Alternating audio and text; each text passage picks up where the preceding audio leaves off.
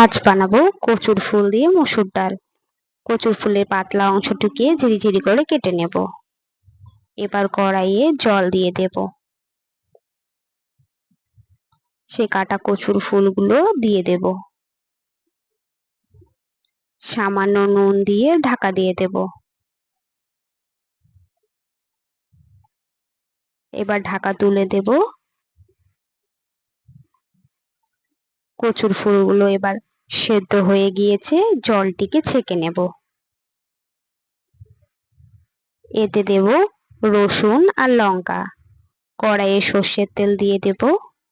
তেল গরম হয়ে গিয়েছে, ফোড়নে দেব তেজপাতা, পাঁচফোড়ন, কুচো রসুন, চেরা কাঁচা লঙ্কা। এগুলিকে ভেজে নেব। ভাজা হয়ে গিয়েছে, এবার সেই সেদ্ধ করা কচুর ফুলগুলো দিয়ে দেব। সামান্য নেড়ে নেব।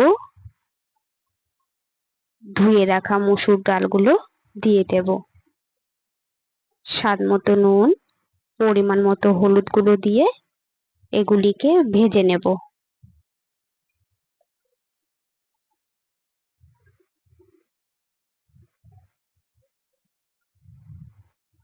ভাজা হয়ে গিয়েছে, এবার পরিমাণ মতো জল দিয়ে দেব, যাতে মসুর ডালগুলো সেদ্ধ হয়ে যায়। এবার আবারও ঢাকা দিয়ে দেব।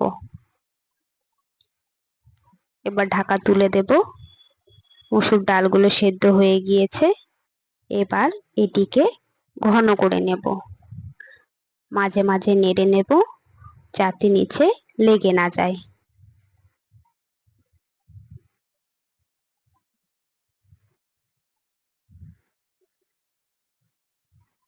এগুলি এবার ঘন হয়ে গিয়েছে, এবার দিয়ে দেব চেরা কাঁচা লঙ্কা।